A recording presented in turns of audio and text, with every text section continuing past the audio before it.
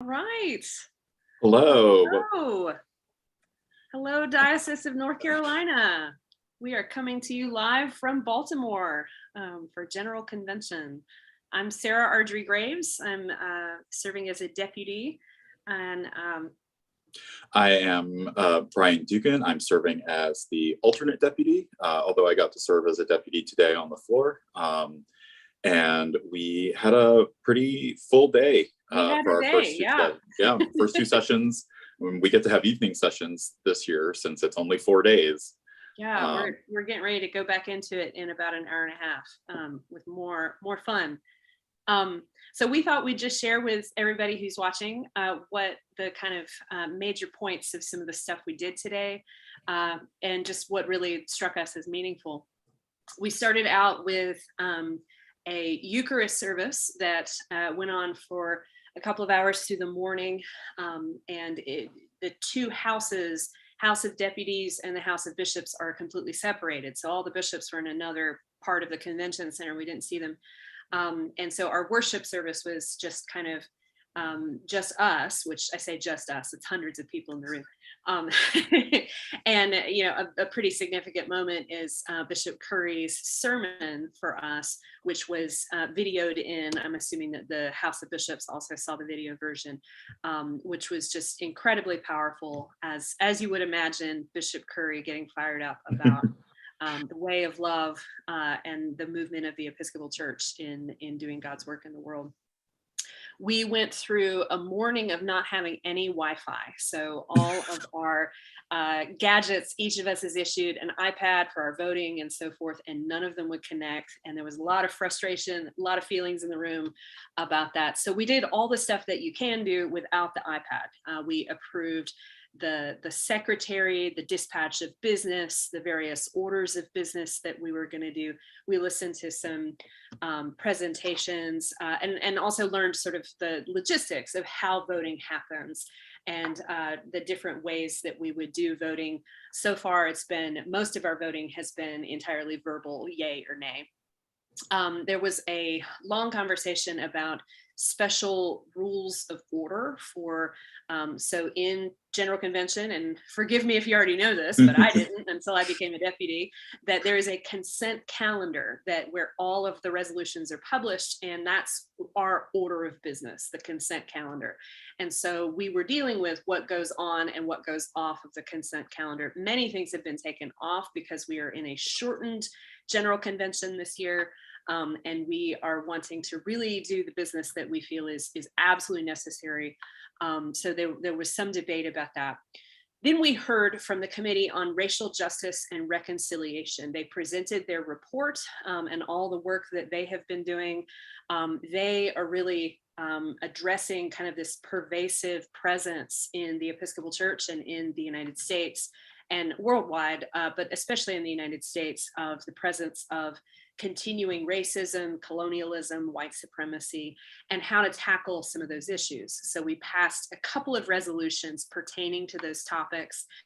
I'm going to get the numbers wrong, and somebody's going to look these up, and I'm going to say them wrong.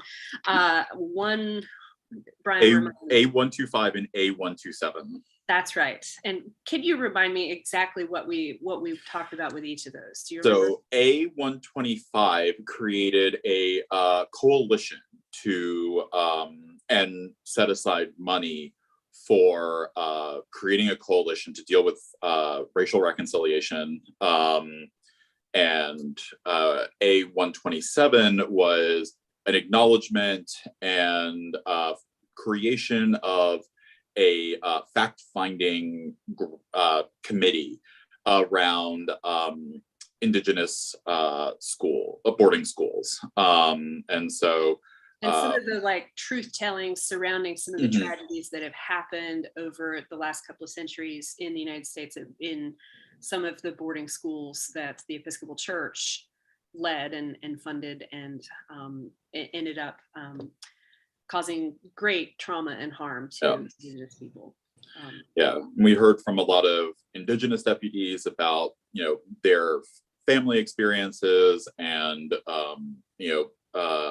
their friends' experience, ancestors' experiences in the Indigenous boarding schools, and the president of the House of Deputies, Gay Jennings, at the end kind of summed it up that sometimes our legislative work is about holy listening, and those were her words, that we're there to do business, but sometimes it's important to hear stories. So she said we kind of let it go on longer than we might normally. We heard from way more people pertaining to that resolution, simply because it's our job to listen to the pain that surrounds this issue. And very, very holy space.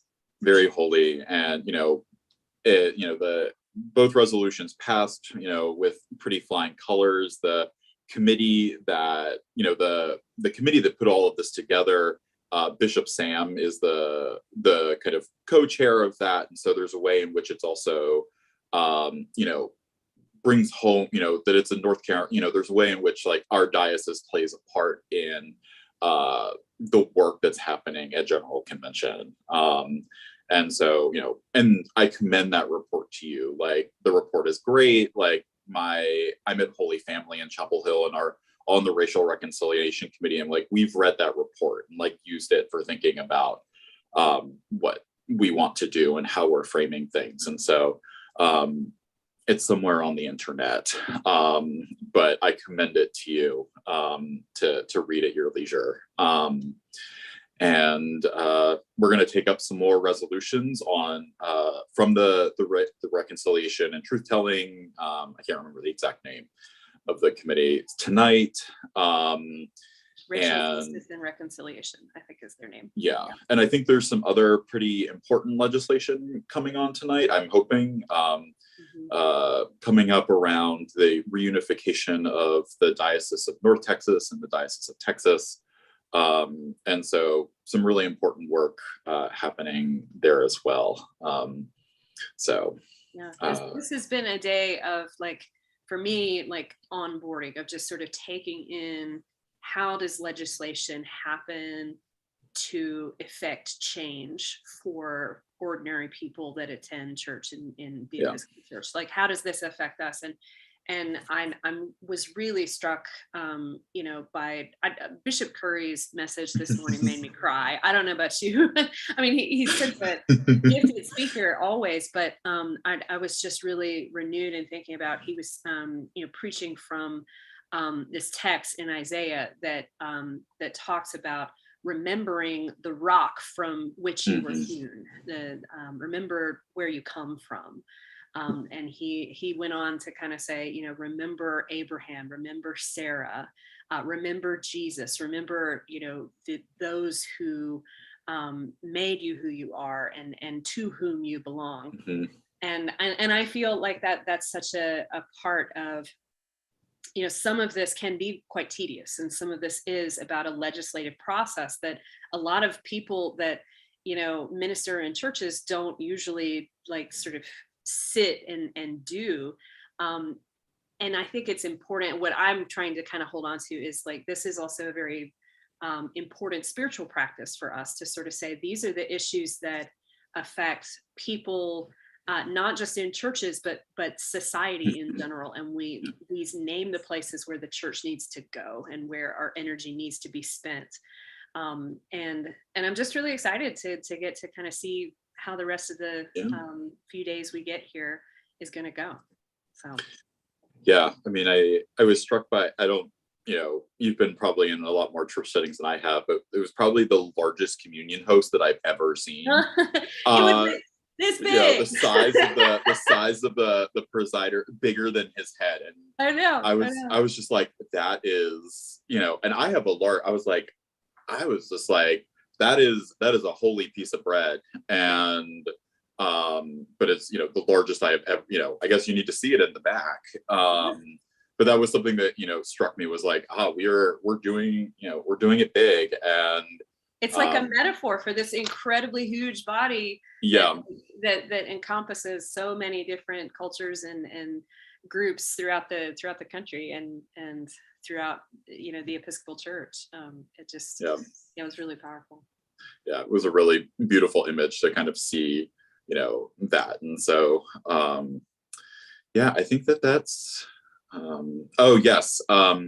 And we are also I'm being reminded, we also need to want to extend greetings from the bishops. That's right.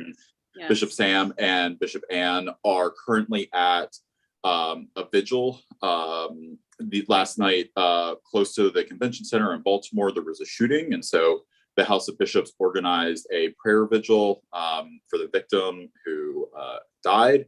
And so Bishop Sam and Bishop Ann are at that. And I think pretty much all of our delegation is there too. And most of the and so, very important, as Episcopalians, working towards, ending gun violence and thinking through that, the House of Bishops really kind of went for it. Well, it's something that Bishop Ann reminded us that at lunch, that General Convention is an opportunity for us to kind of show up to issues, and it is horribly sad and tragic that there was a shooting like right outside where we were yesterday here in Baltimore that provided like the reason that they're doing this. But in previous years of general conventions, they have had marches and vigils and all sorts of prayer services organized around some of the social issues of the day. And I like that. I like that it is so immediately relevant to what's happening. So, but I think that's about it. And we will, some other deputies will be here again tomorrow to give you an update on what happened tomorrow. But thank you for sending us. Thank you for trusting us with this ministry here at General Convention. And thank you for continuing to hold us in your prayers as we do this work. Yes. And we covet them, and we can feel them, from, the buffer of Virginia. That's right. Totally. See y'all.